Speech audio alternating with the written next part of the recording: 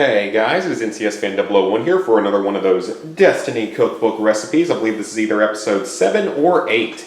Today we are continuing our trend of the Southern home cooking section, as best I can tell it is.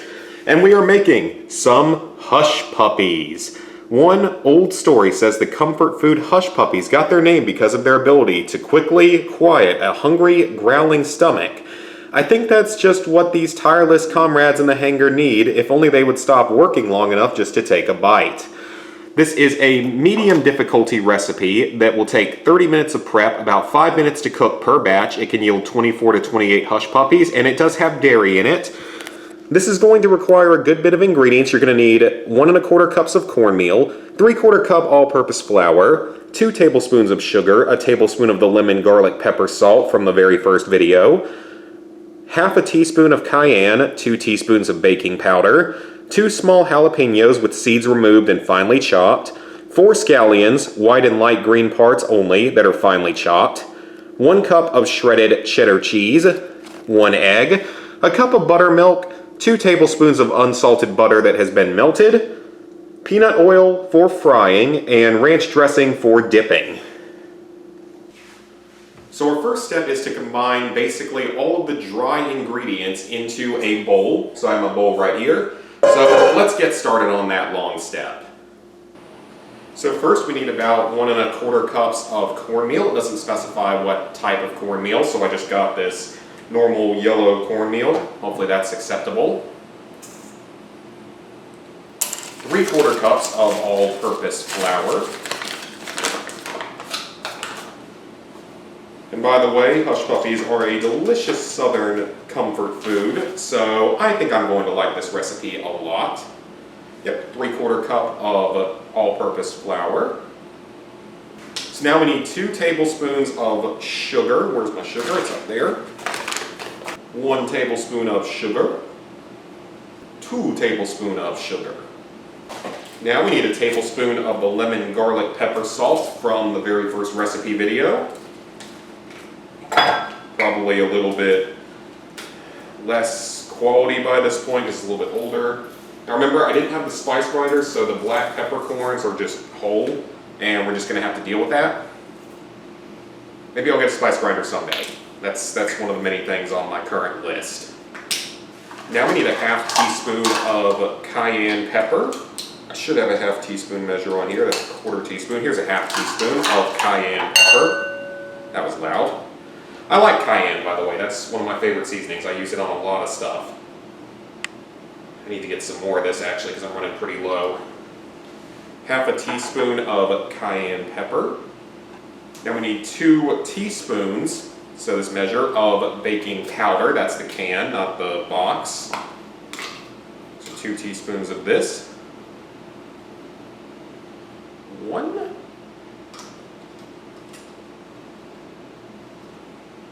And 2.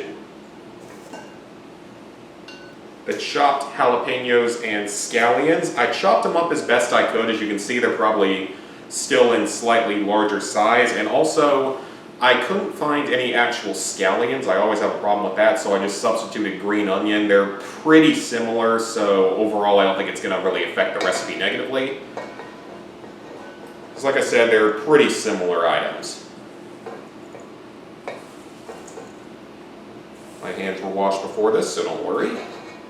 And the final ingredient for this first section is a cup of shredded cheddar cheese. I'm going to need to get some more cheddar cheese, because that is one of my favorite cheese types. Come on, onion, or whatever that was. Get in the main bowl. Alright, 1 cup of shredded cheddar cheese. So now we need to combine the egg, the cup of buttermilk, and the melted butter into a smaller bowl. So we need 1 cup of buttermilk. Not a big buttermilk person, despite being a southerner. Never really have been. So 1 cup of buttermilk.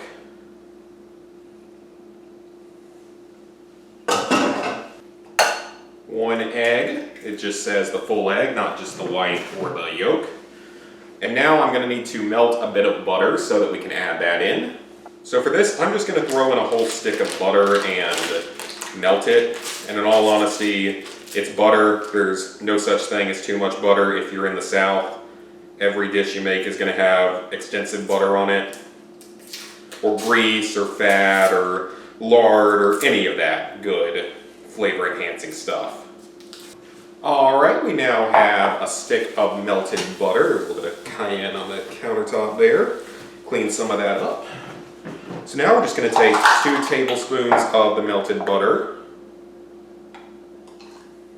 1 tablespoon. Move that aside so everything's more visible. 2 tablespoons. And just a tiny bit extra. A couple drops extra. Now, we're going to combine this real quick until it's all very well incorporated.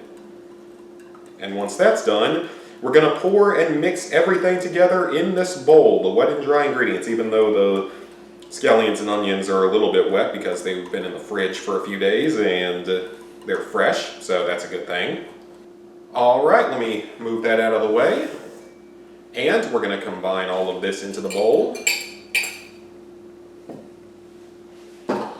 And now we just need to whisk all of this together until it's pretty well incorporated. So there's definitely going to be a lot of onion or scallion and whatever the other thing was, scallion and jalapeno taste. But that's okay. I mean, this is going to be, they almost look like they're going to be more like jalapeno poppers with the amount of jalapeno that's in there. But this is combining quite well. This is coming together very well, actually. I like having a wooden spoon now. It's been helpful. Such a basic implement that I never had. Just like how I don't have enough measuring cups or anything, usually. Alright, this is smelling really good. I think it looks pretty solid, guys.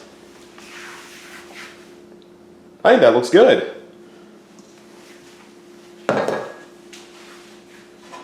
So now our next step is to fill a large pot with about 2 inches worth of peanut oil, which was a little harder to find than I expected. I was able to get it at Ingles, but I couldn't find it at well, no, strike that, I could find it at Target, but it was a bigger bottle and it was way more expensive.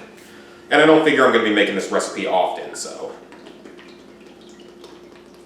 we're just going to need to dump probably this entire bottle in. It might be a little short of 2 inches, but I think that, okay, actually, yeah, it's going to be a little bit short. Okay, I'm going to dump this into a different pot that's a little bit different. I'm going to dump this in a smaller pot where it can get deeper. Yeah, that's better. So now we have to bring this oil up to 360 degrees over medium to high heat, so probably higher heat. I don't have any easy way to measure that temperature because my only thermometer, I'm not sure if it even works, and I think it's for meats. But we'll just have to eye it and hope that for the best. So now guys, we're just going to wait for that to heat up, and I will see you again in just a moment when we start making the actual hush puppies. So I've thoroughly washed my hands, and the peanut oil is, I would say, around 360 if I read my thermometer right. This one only goes up to 200 degrees Fahrenheit, but it'll keep circling around, so presumably it got up to right around 360. So it might just take a little bit longer or a little bit less time. We'll have to see. So now we're going to take approximately 1 tablespoon size balls of batter and fry them in here for 4 to 5 minutes apiece. Don't let them touch, just let them get nice and brown. Oh, cool. I don't know if the last time I've ever really deep fried anything. That one was a little too big. I mean, you try one a little bit smaller.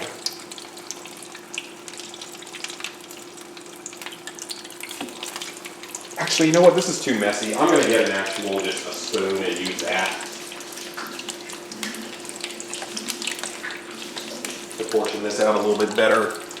Because that's just a little bit, I don't know. Yeah, I don't know the last time I've ever deep fried anything. Oh, but that's cool. Yeah, deep frying is a pretty neat thing. Just look at them cook. So it's currently, they've been in there for about a minute, so at around 113-ish. That one. And that one. We're going to cook about 5 to 6 at a time. I think it'll be reasonable. The two that are already in there in brown will go out at around 113 to maybe 112. The others will go out a minute later. It's going to take some trial and error because, like I said, I've never really done this before. They don't look that much like hush puppies. They're kind of ugly. They look more like fried chicken, honestly. But that's not what matters. What matters is how they taste. Honestly, that's all that matters, is how they taste. I don't care what it looks like as long as it tastes good. They're looking good though. They look like fried balls of dough, which is pretty much what they are. Except that would probably be more of a donut than a hush puppy. But yeah, I like the way that's coming out. I think that's going to look good. And then once they're done cooking, you're supposed to transfer them to a plate with a paper towel on it in order to let them cool off a little bit before you eat. So yeah, this first batch might be a little bit burnt, might be a little bit undercooked, but I'll be able to figure it out from there. Alright guys, I'm going to start transferring these over to a plate. Very crispy, very fried up. I know I'm spilling oil everywhere, but it's okay.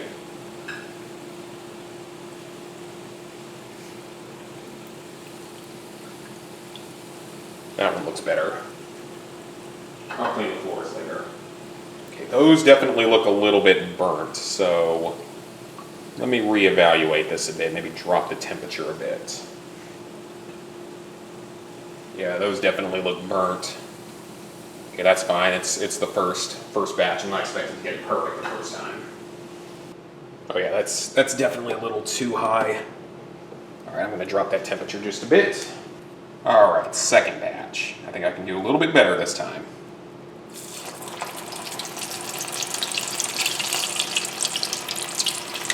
So at about 118, we'll take these out.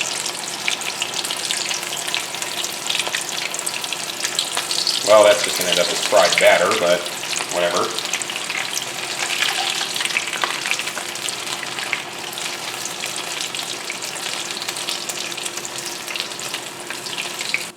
Alright guys, I'm going to start removing this second batch. These look better. They definitely don't look burnt, at least not as badly as the first one, but these are just, they're looking more burnt than like a normal store hush puppy, so I guess I still don't have the temperature or the duration quite right. Probably the temperature, because I don't really know how hot my stove gets up to. It might actually get up to a higher temperature than I think it does. Alright guys, I'm going to do one more batch on camera and hope that maybe this one works the best.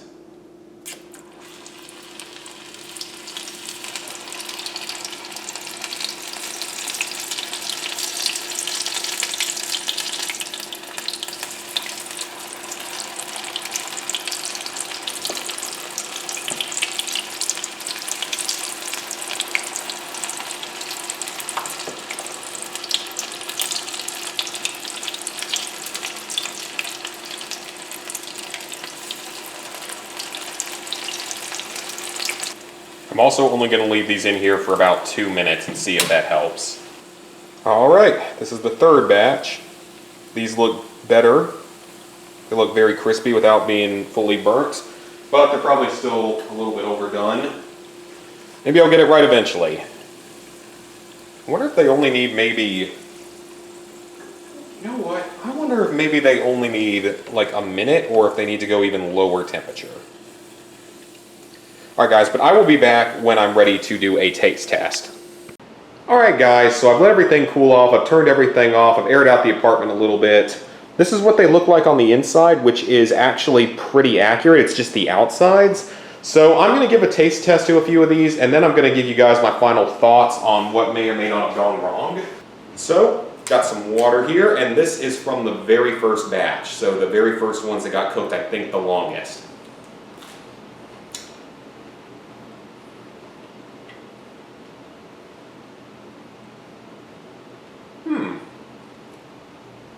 You know, that actually tastes pretty close to how they're supposed to.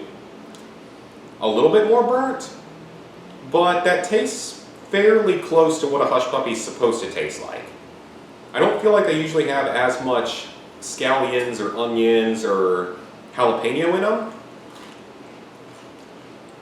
I can actually still taste the jalapeno through that, but that's like the dominating flavor. But that's actually not bad, despite the fact that I thought I burnt it horribly.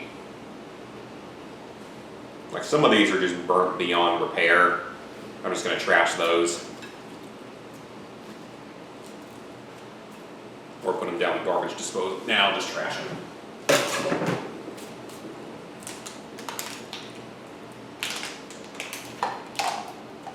Now these are from some of the later batches. These look more like how Hush Puppies are supposed to look.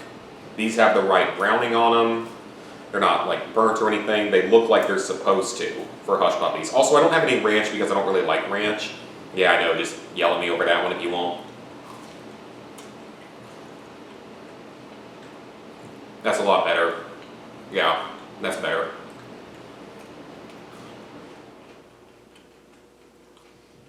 That definitely tastes closer to what a Hush Puppy is supposed to be.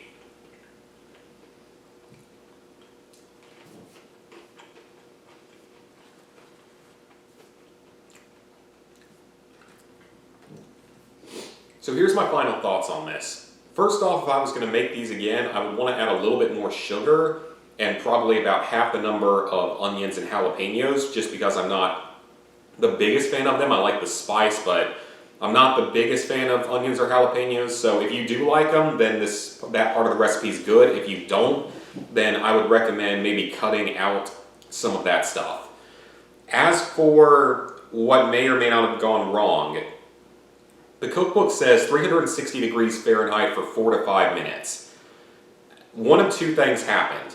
Either I cooked it way higher heat than that for some of these early ones, which is certainly possible because I don't know how hot my stove actually gets up to, but some of these things are like as hard as a rock on the outside. You could about hit someone with these. But the inside tastes fine. Just maybe a little bit burned. These ones I cooked at a lower temperature, which may have been closer to what they're supposed to cook at, but I kept them in for no more than a minute. So either I had the temperature wrong, or the time in the cookbook might be way off, because I don't see why you would need to cook these for 4 to 5 minutes unless you have it on a really low temperature, but that's just me. So I might have done something wrong. The instructions might say a little bit too much time, so you'd have to experiment with these. I'm probably not going to make these again just because it's fairly intense with the amount of stuff you have to do, and I'm not the most knowledgeable on deep frying. And if I did make this again, I would probably, like I said, change the ingredients a little bit, maybe a little bit more sugar, because these aren't very sweet. So I'd use probably a little more sugar and a little less jalapeno and onion. But overall, this is good. This is still good. I would say that if you're a fan of Hush Puppies, you're not going to be too disappointed with this. It's just, like I said, I think that maybe I did something wrong. Maybe the instructions were a little bit off. I don't know. But I hope you guys enjoyed the video. Please like, favorite, share, comment, subscribe, and ring the bell if you haven't already. And I will see you for the next recipe.